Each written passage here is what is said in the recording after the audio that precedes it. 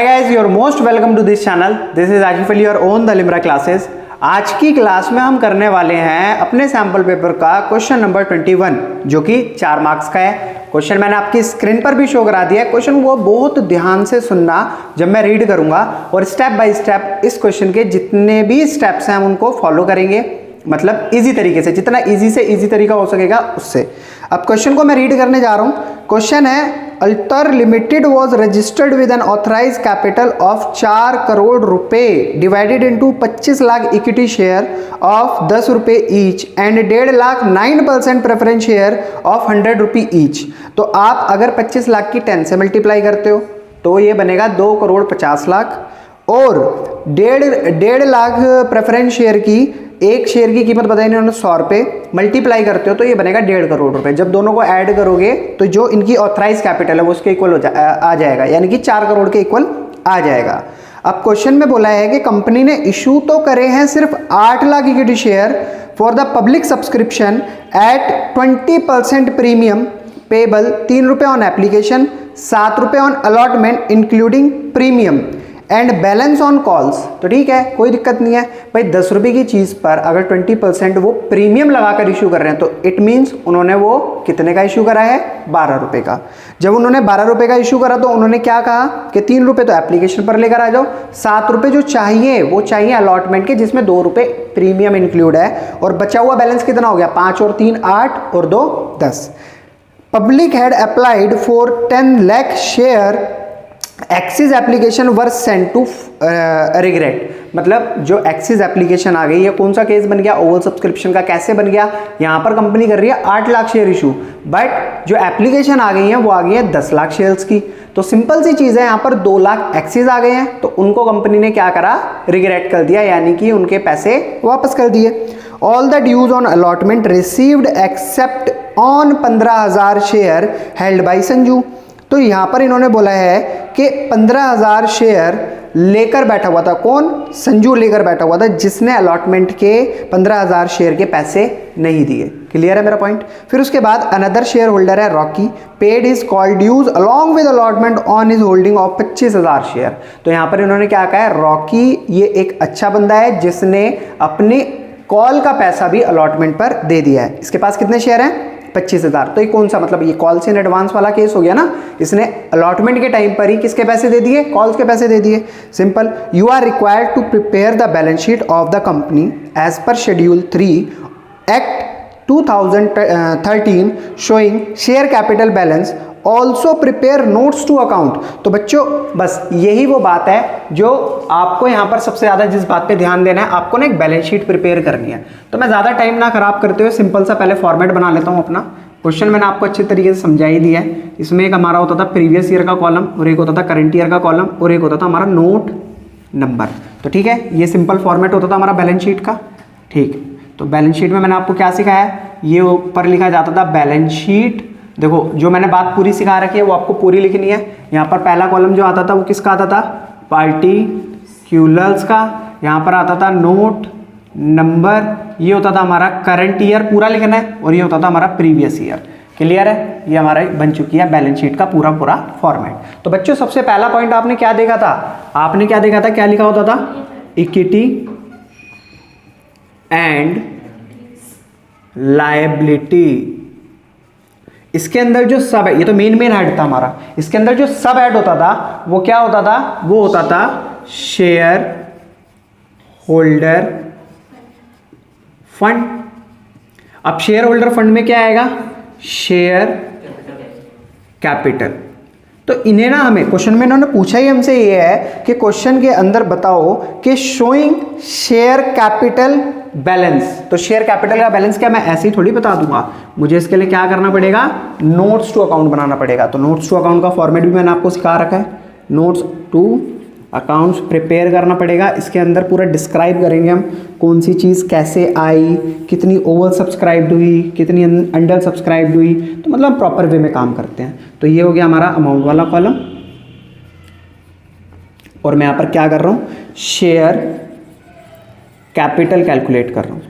तो फटाफट से अब आप ये बताओ, जब मैं शेयर कैपिटल इसके अंदर कैलकुलेट कर रहा हूँ तो मुझे सबसे पहले क्या लिखना पड़ेगा, ऑथराइज्ड शेयर कैपिटल। अब बच्चों ऑथराइज शेयर कैपिटल, अब यहां पर क्या बोला था इन्होंने, दो तरीके से उन जो 4 करोड़ रुपए की जो शेयर कैपिटल थी उन्होंने 2 तरीके से उसको इशू करा था, मतलब डिवाइड कर दिया था। कैसे कैसे डिवाइड करा था इन्होंने? कुछ इक्विटी शेयर करे थे ना, equity share of 25 lakh equity share of कितने रुपए का एक था? 10 रुपए का एक था, 10 रुपी ईच। 2,50,00,000 रुपए, वो मैं यही लिख लेता हूँ अभी। क्लियर है? फिर उसके बाद बच्चों प्रेफरेंस शेयर भी तो इशू करे थे कंपनी ने, मतलब उसमें भी तो डिवाइड करा था। 9% प्रेफरेंस शेयर कितने? 1.5 लाख। एक शेयर की कीमत 100 रुपये। कितने रुपए हो गए? 1,50,00,000 रुपए। तो टोटल कितनी शेयर कैपिटल हो गई हमारी? 4 करोड़ रुपए की। ठीक है, ठीक है। फिर उसके बाद ऑथराइज शेयर कैपिटल के बाद हम क्या करा करते थे? इशूड शेयर कैपिटल कैलकुलेट करा करते थे। तो इशूड कितनी है?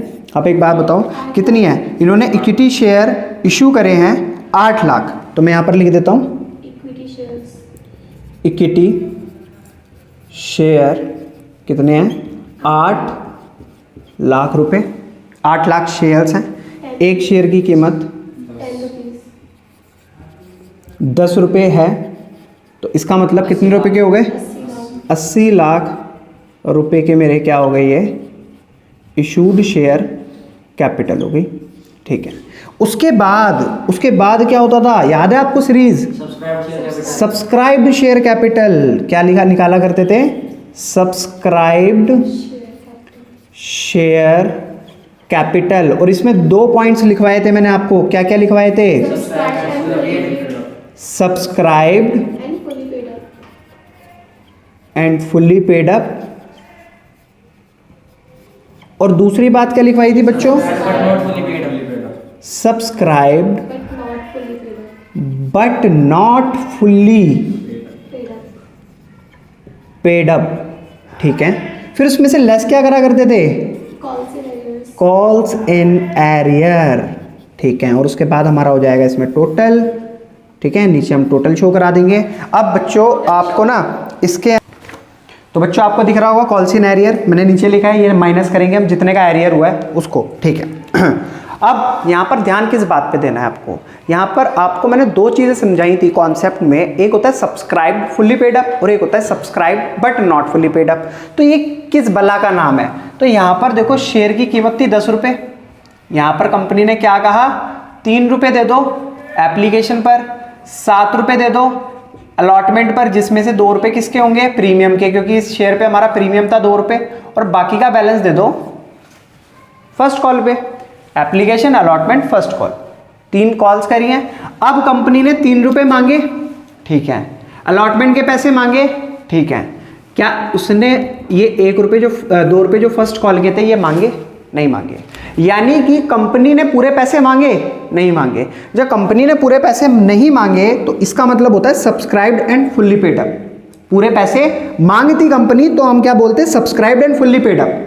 लेकिन कंपनी ने सिर्फ 2 ही कॉल्स के पैसे मांगे, एप्लीकेशन और अलॉटमेंट। उसके बाद फर्स्ट कॉल पे कोई उसने पैसा मांगा ही नहीं है, तो ये कौन से वाले हो जाएंगे? Subscribed but not fully paid up. तो आपको इस कंडीशन में क्या करना है? डैश छोड़ देना। ठीक है, आपको यहाँ कुछ नहीं करना। क्लियर है मेरी बात? ठीक है। अब subscribed but not fully paid up, तो कंपनी ने मांगे कितने रुपए? और एक बात और बताओ, जब भी बैलेंस शीट की बात आए ना तो प्रीमियम तो हटा ही देना, काट देना इसे बिल्कुल, कि ये आपको दिखे ही ना। ठीक है, आपको जो बात करनी है ना वो सिर्फ इसके ऊपर बात करनी है। 5 और 3 8 रुपए के ऊपर बात करनी है। क्लियर है मेरा पॉइंट? 8 रुपए के ऊपर बात करनी है। अब बच्चों कंपनी ने इशू कितने करे थे? 8 लाख इक्विटी शेयर। अब ये कौन सी वाली कैटेगरी के हैं? Subscribed but not fully paid up. तो हम इसे शो कैसे कराएंगे? जल्दी बताओ फटाफट, कैसे शो कराएंगे? इक्विटी शेयर 8 लाख हैं ऑफ एक शेयर पे कितने रुपए मांगे? 8 रुपी कॉल्ड अप। तो सिंपल सी चीज, 8 रुपए को एड अप करें। अब देखो 8 लाख शेयर 8 रुपए मांगे तो कितने रुपए बन गए? 64 लाख, 64 लाख रुपए। ठीक है, तो यहां पर हम लिख देंगे 64 लाख, स्पेस थोड़ा कम है, मैं यहां पर लिख रहा हूं 64 लाख। ठीक है, अब यहां पर एरियर कितने का हुआ बच्चों? एरियर कहां पर हुआ था? इस वाली कंडीशन में, जिसका एरियर हुआ था उसको कितने रुपए, कितने शेयर्स के पैसे देने थे? 15,000 शेयर्स के पैसे देने थे। नाम क्या था उसका? संजू। ठीक है, 15,000 शेयर्स के पैसे देने थे, तो मैं यहाँ 15,000 इंटू 5, अलॉटमेंट के पैसे उसने दिए ही नहीं, 000 75,000 रुपये। तो मैं इसमें से क्या करूँगा, इसे माइनस कर दूंगा 75,000 रुपये को। ठीक है, तो जब मैं इसे 75,000 को माइनस करूंगा तो कितना आ जाएगा? 63,25,000 रुपीज़। और इसी टोटल को हम शो करा देंगे यहाँ पर 63,25,000 रुपीज़। अभी मेरा पूरा बन गया, सारा बन गया। इसको कहाँ लेकर जाना है हमें? Share capital. यहाँ पर हमें शेयर कैपिटल की तो अमाउंट पूछा था 63,25,000 रुपीज़, और यहाँ टोटल करके इसको शो करा देंगे 63,25,000 रुपीज़। प्रीवियस ईयर में हम कुछ नहीं करने वाले, तो बस एज अ फॉर्मेलिटी हमने यहाँ बनाकर दिखा दिया जिससे कि हमारी बैलेंस शीट पूरी लगे और नोट्स टू अकाउंट आपको अच्छे तरीके से समझ आ गया होगा। ठीक है, तो ये था हमारा क्वेश्चन नंबर बच्चों 21। आई होप आपको क्वेश्चन बहुत अच्छे से समझ आया होगा। अब देखेंगे हम क्वेश्चन नंबर 22। तो बच्चों क्वेश्चन नंबर है 22, मैं इसको रीड करने जा रहा हूँ, आपको बहुत ध्यान से सुनना है। क्वेश्चन बड़ा इंटरेस्टिंग है और आपके एग्जाम के लिए भी काफ़ी अच्छा क्वेश्चन है। चारू, धवनी, इकनूर, पवनी वर पार्टनर इन अ फर्म। देखो 4 पार्टनर हैं, तो मैं चारों को लिख देता हूँ। एक है चारू, दूसरी है धवनी, इकनूर और पवनी। इनका जो they had entered into partnership firm last year only through a verbal agreement. ये एक पार्टनरशिप फर्म के अंदर आए और इनका जो एग्रीमेंट था वर्बली था, कोई इसके अंदर ये नहीं था रिटर्न पार्टनरशिप डेट लिखी गई थी। They contribute capital in the firm and to meet other financial requirement. देखो यहाँ पर इन्होंने मिलजुल कर जो है कैपिटल दी फर्म को, और भी फाइनेंशियल रिक्वायरमेंट थी उनको पूरा करा। Few partner also provided to loans to the firm. कुछ पार्टनर ऐसे थे जिन्होंने फर्म को लोन भी दिया। Within a year they conflict arisen due to certain disagreement. कुछ समय के बाद इनकी आपस में लड़ाई होने लगी and they decide to dissolve the firm. और इन्होंने मान लिया कि हम अब इस फर्म को डिसॉल्व कर देंगे। The firm had appointed miss Kavya who is financial advisor. इन्होंने क्या करा, काव्या को अपॉइंट करा जो कि एक फाइनेंशियल एडवाइजर थी और लीगल कंसल्टेंट थी, to carry on the dissolution process, जिसको वो डिसोल्यूशन का प्रोसेस कराना था। In the first instance miss Kavya had transferred various assets and external liability to realisation account. अब काव्या ने क्या करा, जितनी भी एसेट्स और लायबिलिटी थी उनको कहाँ ट्रांसफर करा? रियलाइजेशन अकाउंट में। उसको क्यों हायर करा, ये तो हम भी कर देते। Due to her busy schedule, उसका बिजी शेड्यूल होने के कारण miss Kavya has delegated this assignment to you. उन्होंने ये काम आपके ऊपर सौंप दिया, मतलब इसके बाद का काम, रियलाइजेशन के बाद का काम। Being an intern in her firm on the date of dissolution, you have observed the following transaction. Dissolution के समय हमारे सामने कुछ ट्रांजैक्शन आई जिनकी हमें क्या करनी है, you are required to pass necessary entry for all above mentioned transaction। देखो फालतू की कितनी सारी बातें थी, मुद्दे की बात तो अब आई है। हमें जो ये ट्रांजैक्शन दे रखी है इनकी क्या करनी है, जर्नल एंट्री पास करनी है। ठीक है, तो यहाँ पर आता है Dhani loan of 50,000 to the firm. देखो धनी ने 50,000 रुपये का फर्म को लोन दिया है, वॉज सेटल्ड बाई पेइंग 42,000 रुपये। यार 50,000 रुपये का बेचारी ने लोन दिया, फर्म उसे वापस कितने लौटा रही है, 42,000 रुपये, मतलब सेटलमेंट हो रहा है। तो इसकी एंट्री क्या होगी भाई, देखो ट्रांजैक्शन जो है इसको हम इसकी जर्नल एंट्री फटाफट से कर लेते हैं। देखो यहाँ पर बोला है Dhani loan of 50,000 to the firm was settled by paying 42,000 रुपये। धनी का लोन 50,000 का था लेकिन वो 42,000 रुपये में सेटल करा था। सिंपल सी एंट्री हो गई। धनी क्या है, फर्म की एक क्रेडिटर है, ठीक है, वो एक क्रेडिटर है, उसको क्या करा जा रहा है, उसका पैसा उसको दिया जा रहा है। तो हम क्या करेंगे, धनीज लोन अकाउंट डेबिट, क्योंकि जब हमारा क्रेडिटर खत्म हो रहे तो उन्हें क्या करना पड़ेगा, हमें डेबिट। अब इसको पैसा देंगे तो कहाँ से देंगे, भाई बैंक से देंगे, टू बैंक अकाउंट। ठीक है, अब इसका लोन था कितने का, 50,000 का ही सेटल कर रहे हैं, लेकिन कंपनी इसको दे कितना रही है, 42,000 रुपये। तो यहाँ पर धनी का फायदा हो रहा है, बैंक कंपनी का फायदा हो रहा है, ऑब्वियसली कंपनी का फायदा हो रहा है। तो वो हमें किस नाम से दिखाना पड़ेगा, टू रियलाइजेशन अकाउंट। कितने रुपए का फायदा हो रहा है, 8,000 रुपये का। अब इसकी नरेशन मैं समान कर चल रहा हूँ, आप लोग खुद कर लोगे, नहीं कर पाओगे तो मेरे को कमेंट में बता देना, मैं आपको वहीं मेंशन कर दूंगा। नेक्स्ट आता है Pavani loan of 40,000 were settled by giving an unrecorded asset 45,000 रुपए की। सिंपल सी बात है, यहां पर क्या हुआ है, पवनी ने लोन दिया था 40,000 का, बट उसका जो लोन का अमाउंट सेटल करने के लिए फर्म उसे एक अपनी ऐसी अनरिकॉर्डेड एसेट जिसकी कीमत 45,000 रुपए उसे देकर चुका रही है। सिंपल सी चीज है। तो अब इस कंडीशन में आप क्या करोगे, देखो यहां भी हमारा कौन खत्म हो रहा है, एक क्रेडिटर, उसका नाम क्या है, पवनी, ठीक है। पवनीज लोन अकाउंट डेबिट। अब क्या हो रहा है, इस क्रेडिटर के बदले हमारी क्या जा रही है, एसेट जा रही है, और जब जब एसेट जाती है तो हम क्या दिखाते हैं, टू रियलाइजेशन अकाउंट। इसके अलावा और भी कुछ आएगा, हाँ या ना, नहीं आएगा। क्यों नहीं आएगा मैं बताता हूं आपको। इसलिए नहीं आएगा बच्चों कि हमारी कितने रुपए की एसेट जा रही है, 45,000 की, ठीक है। कितने की जा रही है, 45,000 की, और हमें देने कितने थे उसे, 40,000 रुपये, तो 5,000 का नुकसान हो रहा है। अगर आप एंट्री ऐसे कर देते हो, मैं आपको समझाने के लिए बता रहा हूँ सिर्फ, अगर आप एंट्री ऐसे कर देते हो, टू रियलाइजेशन अकाउंट, ठीक है, यहाँ पर एसेट जा रही है हमारी कितने रुपए की, 45,000, उसे देने कितने थे, 40,000 रुपये।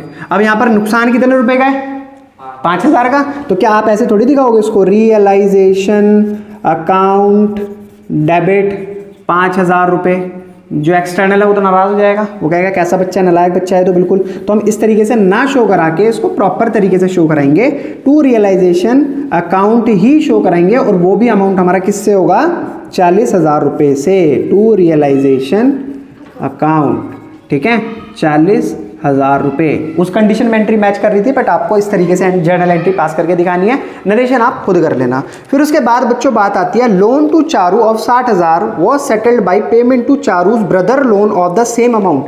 अब देखो यहाँ दो बात आ गई, चारू थी, चारू ने ना फर्म से लोन लिया था, फर्म से लोन लिया था, ठीक है, और जो चारू का भाई है ना, उसने फॉर्म को लोन दिया था। तो फॉर्म ने क्या कहा कि जो चारू को 60,000 रुपये फॉर्म को देने थे, ठीक है, वो हमने चारू के भाई के सेम अमाउंट का जो उसने लोन दे रखा है, हमने उससे सेटल कर दिया। तो इस कंडीशन में आप ये बताओ यहाँ पर एंट्री क्या होगी। बच्चों इस एंट्री की जर्नल एंट्री करने के लिए हमें क्या एक छोटा सा थोड़ा सा दिमाग लगाना पड़ेगा। देखो रियलाइजेशन अकाउंट में आप क्या करा करते थे, जो लाइबिलिटी होती थी एक्सटर्नल लाइबिलिटी, उसको जब क्रॉस ट्रांसफर करा करते थे तो वो किधर आया करती थी रियलाइजेशन अकाउंट में, क्रेडिट साइड। तो यहाँ पर कौन आ गया, चारू का ब्रदर आ गया। याद आई आपको बात, हम यहाँ पर क्या लिखते थे, चारू का ब्रदर आ गया, ठीक है। कितने रुपए से आ गया, 60,000, मैं अमाउंट भी लिख देता हूँ, 60,000 रुपये चारू का ब्रदर, जो कि हमारी फॉर्म को लोन देकर बैठा है। अब वो तो फॉर्म के लिए एक तरीके क्रेडिटर है ना, तो इसके बदले क्या हुआ, इसके बदले क्या हुआ, जो चारू का लोन था ना उसको सेटल करा गया, जो कि 60,000 का ही था। लेकिन एक्चुअल में होना क्या चाहिए था, एक्चुअल में होना ये चाहिए था, अगर हम चारू के लोन से इसको सेटल नहीं करते तो हम क्या करते, टू बैंक, हम यही करते हैं ना, जब इसका लोन सेटल करते तो हम बैंक के नाम से एंट्री दिखाते। बट चारू ने भी तो लोन ले रखा था फॉर्म से, तो हमने क्या करा, जो इसके भाई का लोन था इसके लोन से सेटल कर दिया। तो ये तो थी मेरी पूरी की पूरी कंडीशन। अब इसको मैं जर्नल एंट्री में कैसे कन्वर्ट करूंगा, आप देखो, ये जो चारू का लोन है, चारू का लोन है, इसको हम सेटल कर रहे हैं इसके भाई के लोन से, तो ये क्या हो रहा है, डेबिट हो रहा है। तो मेरे को realisation account debit to Charu's loan account entry ये पास करनी पड़ेगी। सिंपल सी देख के समझ आ रही है। रियलाइजेशन में जो है हमारा चारू का लोन अकाउंट क्या आ रहा है, डेबिट साइड आ रहा है, तो इसलिए realisation account debit to Charu's loan account. तो फोर्थ हमारी एंट्री बनेगी realisation account debit to Charu's loan account, कितने रुपए से, 60,000 रुपये से। कहानी समझ आई आपको या नहीं आई, आई होप आपको कहानी बहुत अच्छे तरीके से समझ आ रही होगी। फोर्थ पॉइंट आता है, ignore loan of 80,000 to the firm and she took over machinery of 60,000 as part payment. भाई यहाँ पर क्या हुआ, इग्नोर भी ना फर्म को लोन देकर बैठी है बच्चों। अब उसने कितने रुपए का लोन दिया, 80,000 रुपये का लोन दे रखा है। अब उस 80,000 रुपये के लोन की रिकवरी करने के लिए उसने मशीनरी टुक ओवर कर ली, जिसकी कीमत थी 60,000 रुपये, और बाकी की पेमेंट कंपनी ने क्या करा, पार्ट पेमेंट कर दी। तो ठीक है, ये तो और भी ज्यादा सिंपल एंट्री है हमारी। फर्स्ट सेकंड ये थी हमारी थर्ड एंट्री, और ये होगी फोर्थ एंट्री। यहाँ पर जो क्रेडिटर है उसका नाम क्या है, इग्नूर्स लोन अकाउंट डेबिट टू, यहाँ पर जब मशीनरी छोड़कर जाती है तो क्या करते हैं हम, रियलाइजेशन अकाउंट, मशीनरी क्योंकि हमारी क्या है, एसेट, और बाकी अब पेमेंट कैसे कर रही है, पार्ट पेमेंट कर रही है तो टू बैंक अकाउंट। अब इकनूर का लोन था कितने का बच्चों, 80,000 का, ठीक है 80,000 का लोन था। रियलाइजेशन में क्या डालेंगे, कितने रुपए की मशीनरी गई, 60,000 रुपए की, और बाकी की पार्ट पेमेंट कितने रुपए की हो गई बैंक से, 20,000 रुपए की। तो आप कहीं ना कहीं देखो आपकी एंट्री मैच कर रही होंगी, आपको इसकी नरेशन खुद से करनी है। ठीक है बच्चों, बात समझ आ गई मेरी। तो ये थे हमारे 4-4 नंबर के 2 क्वेश्चन। अब जो क्वेश्चन करेंगे वो होगा हमारा 6 नंबर का।